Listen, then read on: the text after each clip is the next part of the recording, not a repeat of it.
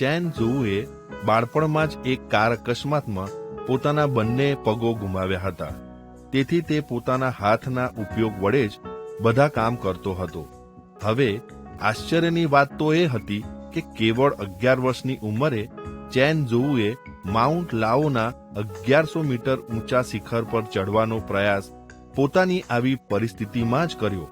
તેણે પર્વત ઉપર ચડવા માટે તેના હાથના પગરખા માટે લાકડાના બોક્સનો ઉપયોગ કર્યો, પરંતુ તે ટોચ ઉપર પહોંચી શક્યો નહીં. જો કે તેઓના આ પ્રયાસે તેમને એક મહાન પ્રસિદ્ધિ પૂરી પાડી.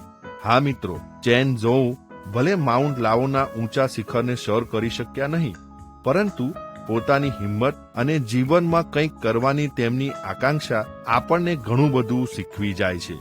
જ્યારે આપણા જીવનમાં એવી કોઈ નબળાઈની પરિસ્થિતિ ઊભી થાય ત્યારે પણ નાસીપાસ થયા વગર જીવનમાં આગળ વધતા રહેવાનું છે.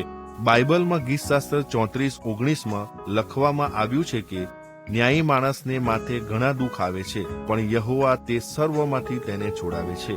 આમેન.